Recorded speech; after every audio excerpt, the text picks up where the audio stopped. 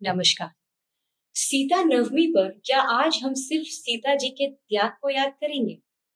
नहीं।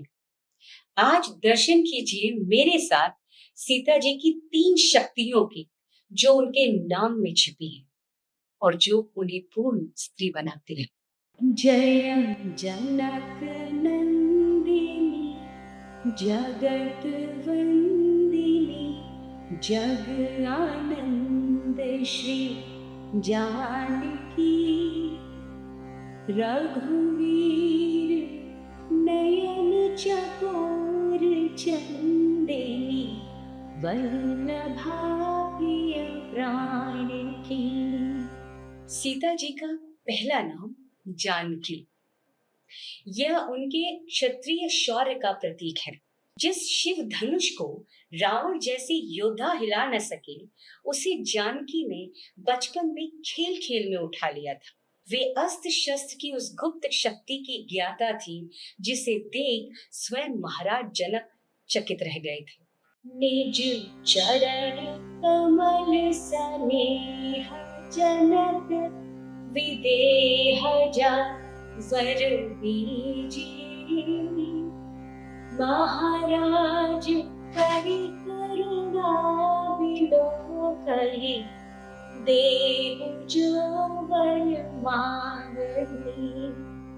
माता सीता का दूसरा नाम वैदेही।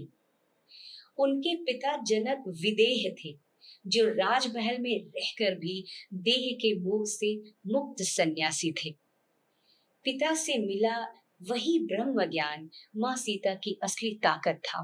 इस मानसिक शक्ति के बल पर उन्होंने अशोक वाटिका में बिना किसी शस्त्र के रावण के अहंकार को हर क्षण स्तंभित रखा। तब कंज पद्म मकरंद स्वादित योगी जन मन अलिके करि पान गिनतहि पानहि निर्वाण सुख आन करिए। माता सीता का तीसरा नाम मैथिली। मैथिली यानी मंथन की भूमि। वे उस ज्ञान भूमि की संतान थी, जो कला, संस्कार और प्रकृति के विज्ञान की अधिष्ठात्री थे।